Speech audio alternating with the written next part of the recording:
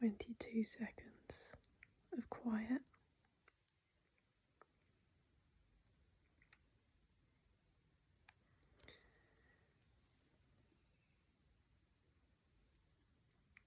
I'm being asked to share or encourage connectedness to spirit and to re-emphasize how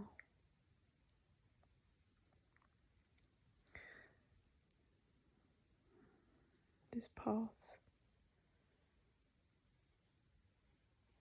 is a solitary one.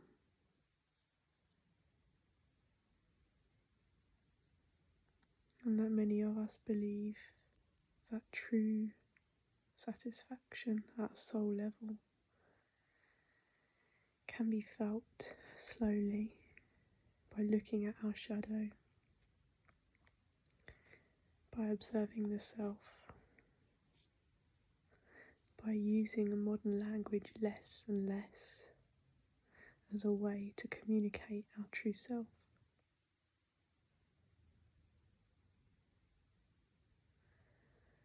A solitary path doesn't mean we don't have close human relationships, that we don't support communities, that we don't desire family connection, social gatherings. But it means that when we step into those arenas, we know who we are. Our decisions and our energy, however difficult this path can be, our energy is not affected by others. Our choices are not affected by others. The judgment of others is not affected, does not affect us. It doesn't affect the way that we move in the world. It doesn't affect the vision that we hold. It doesn't affect the dreams that we have. We are culminating, we are creating, we are realising, because the dream is here and now. You know, we can talk about all of the one-liners and the memes and the quotes, but everything is a now moment. The suffering does come from looking at the past or projecting ourselves into a future that is yet unlived. But we are living it. We are creating it by every single choice and action and breath that we make in the present moment, right here, right now.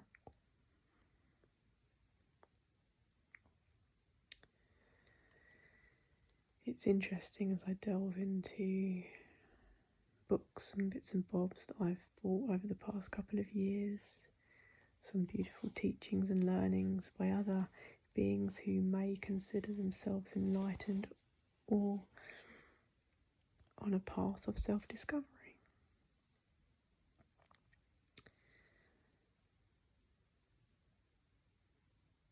I'm revisiting certain information, certain lessons, certain teachings that were part of my growth, part of my remembrance, part of the coming home. 414.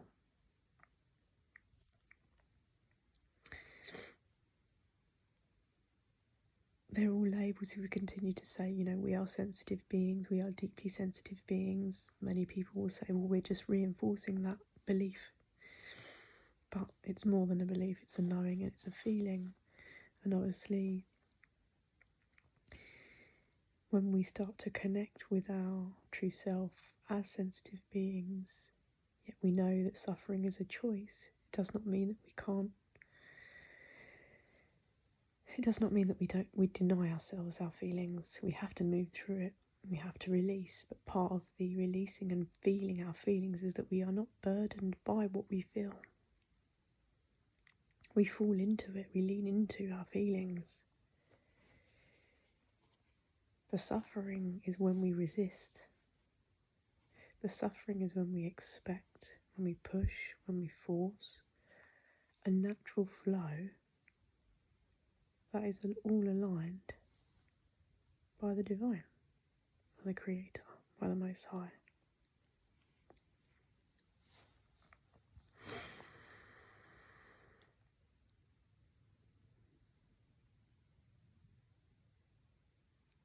The future is not written, because everything in our now moment, our choice, always can change the way that we move forward.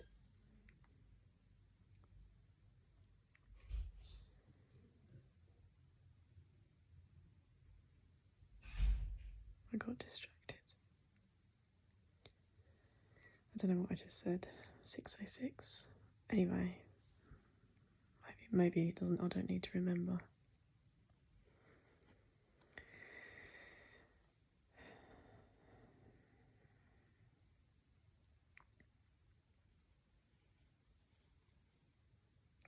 There is no right or wrong way of doing it. The more that we look at our own behaviours, the more that we can decide which spaces we find most aligned with us. I'm not saying most comfortable, because fortunately, unfortunately, as healers or people that have presence about them, that is part of the healing of the nations. Although we all have that healer part in us, because we all have to heal in order to support the collective healing and the ascension right now. It is everybody's responsibility. It's just whether we've ever been taught to have a responsibility in life, like a mission or a purpose,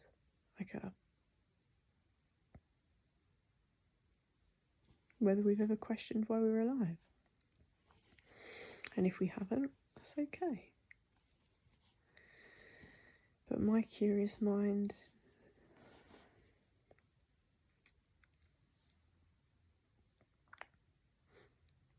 never stops asking questions. Not to the point that I'm not at peace during any particular part of the day, because when I'm grateful enough, very grateful to be in peaceful nature surroundings, I naturally tend to fall into meditative states and just observe the leaves and the nature around me, so the thinking brain is quite easily switched off. But at the moment I'm not in a position that I can do that as much as I like, so it is what it is in this present moment. I lack nothing, we lack nothing in the present moment. It is the perfect moment, or all these words just confuse and distort the true meaning of self, because we aren't here to analyse. We're not here to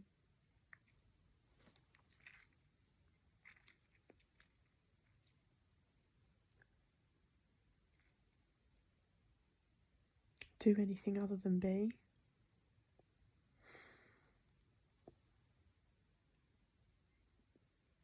And obviously we have to find our way in modern society, and just maybe pull back from that or not if it doesn't resonate with our soul anymore.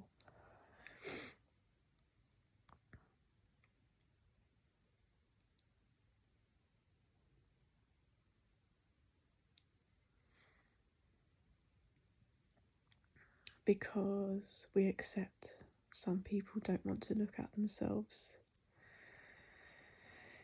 Some people are convinced of the lies they tell themselves.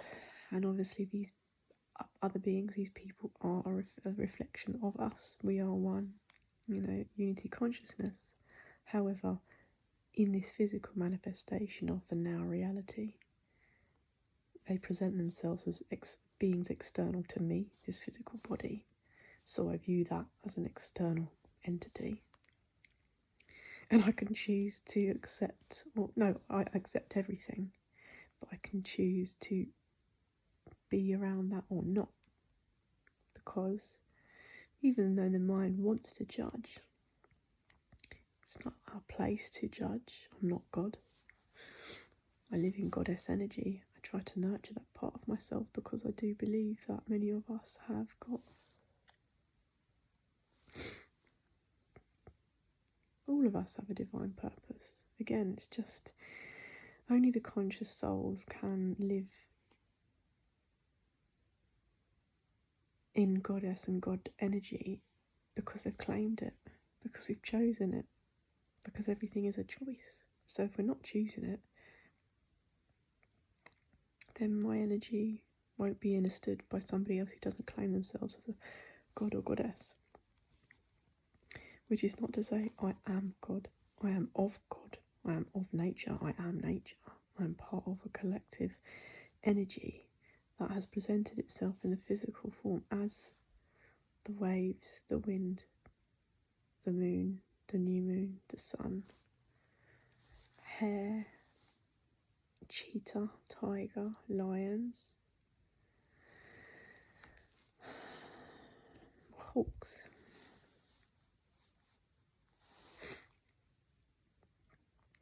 But how we experience the physical realm is quite a strange thing.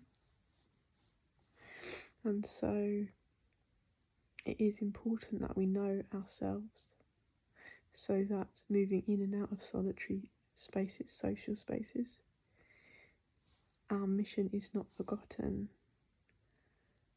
our light is not dimmed, we don't fall into the temptation to not speak our truth because of what somebody else might say to it. Our truth, I believe, is peace and love, without negating our shadow aspects of anger or rage, which are part of our emotional bodies, but they don't dominate the way that we move. Otherwise, we interact with that idea of suffering and pushing against something that can be quite chaotic if those loops keep coming round and round and round.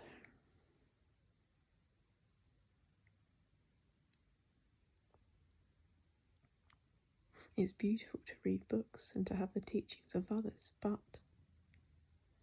my lived experiences are just as valid as a 60-year-old Vipassana teacher's lived experiences, who wanted to also negate mine. I had a very strange experience at Vipassana, where I was told by the teacher that all week everybody was welcome, everyone is welcome. But then when I had a one-to-one teacher session, I was told if I practiced mindfulness, I wouldn't be allowed back. So I was being sold the idea of it being open to everybody, but should I decide to practice mindfulness in my life, I'm not allowed, I'm not welcome. Just because somebody is older than us or has been on a spiritual path for longer than us doesn't mean they know more.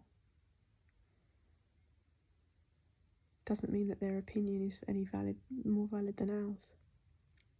We all have beautiful teachings to share, because we've all lived through this life of love, abundance, peace, chaos, denial, betrayal, anger, tenderness, loyalty, kindness, overwhelm,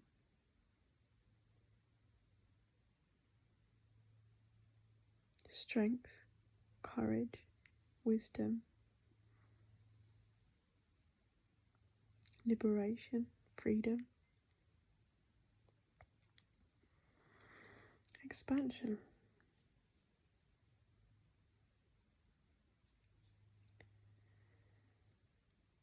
Some may find these videos long or not, or that I jibber jabber, or leave long pauses and silences.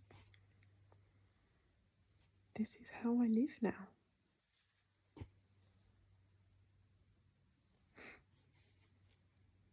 There is no need to fill every space with words. Although sometimes, as humans, we talk, we exchange energy, and the tongue is something that we do that with. But out of all the minutes and the moments in the day,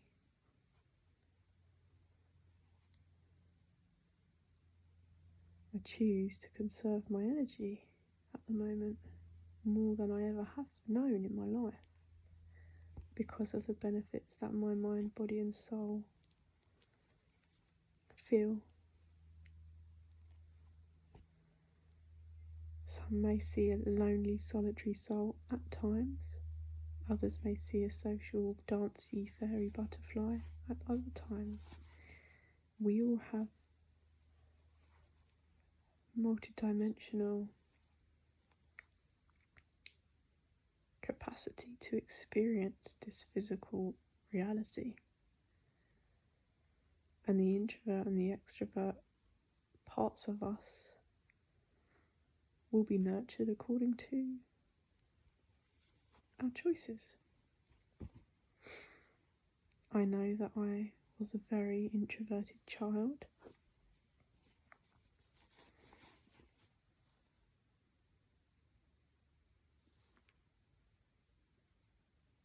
Happy on my own.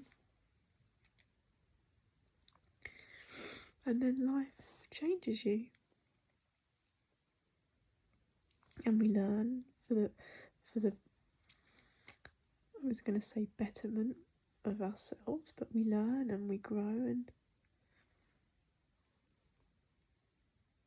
in the here and now, some of us may find ourselves coming back to that.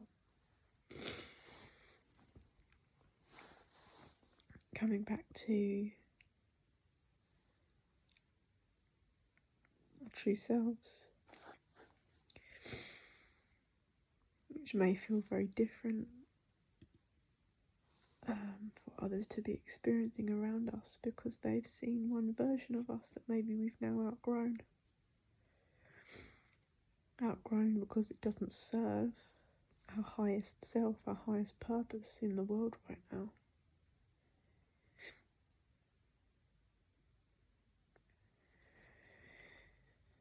I don't know if this is making sense, but anyway.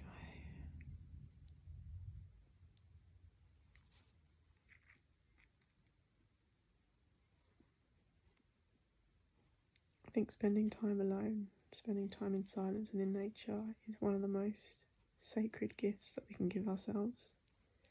Sometimes it does come through battles and arguments and needing to pull away from others, but it's beautiful to make that choice sometimes where we put ourselves first. We be selfish in the eyes of others,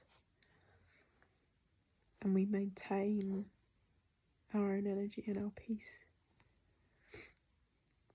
when we need to recharge, when we need to look deeper within.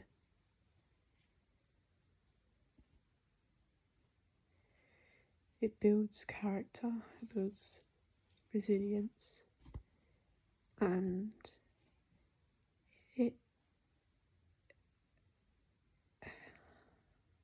we can notice things and we can experience in life very, very differently to what we may have known before. Some might consider it boring, but boring doesn't actually exist.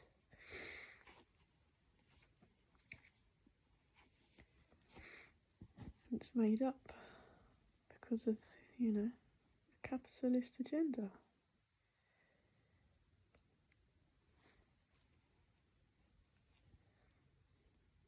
He who is bored does not know life,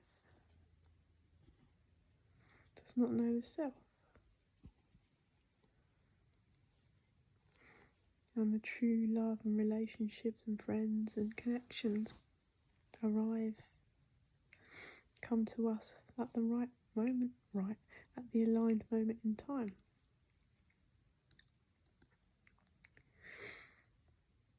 But when those moments are not shared, when we are just by ourselves, doesn't mean that we're lacking anything. It doesn't mean that we need to rush out of those moments. these moments. I say these because I'm experiencing them now. It's a reminder for myself as well, sometimes in the uncomfortability of needing something. I forgot myself for a bit because I don't need anything. I'm alive, and that's the gift. Wanting things is different, and that's Babylonian programming. But life is very simple. We as humans have complex minds. How to navigate emotions is a complex thing. But life is very simple if we so choose. We don't need to be complicating things, and when we live in a society that presents 15,000 choices every single day, I can truly understand how that is overwhelming and we can lose ourselves. But once that program is hacked, we move on, we move through, we move wherever we need to move through the levels of the matrix. Knowing ourselves a little bit better. Working with silence a little bit more. Working with nature a little bit more. A bird of prey came to visit me earlier as I went out, and I just need to Google something. That was very unexpected, and I'm very grateful because I needed little confirmation. So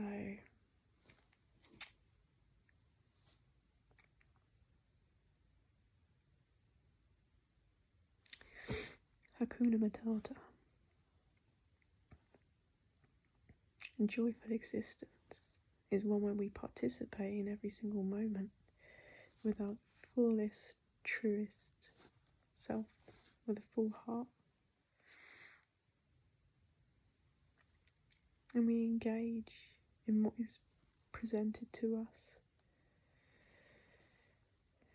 Be that a few days of silence, be that creating food, nourishing ourselves, be that a party, or witnessing somebody else moving through rites of passage, transition in their life. It's about the interacting, how we interact, engage with being alive. We don't need to do much, we just need to be. And the being leads us to, I feel, I'm observing. The being helps us to do less, helps us to refine the choices we make, helps us to declutter, helps us to prioritise, helps us to focus on our truth, on our mission, maintaining a love vibration, a true expression of self at all times, without any low vibrations bothering us, harming us. Mind, body, spirit. Mind, body, soul. So I think I'm going to go because I kind of don't really words. But happy new moon, and make it a good one.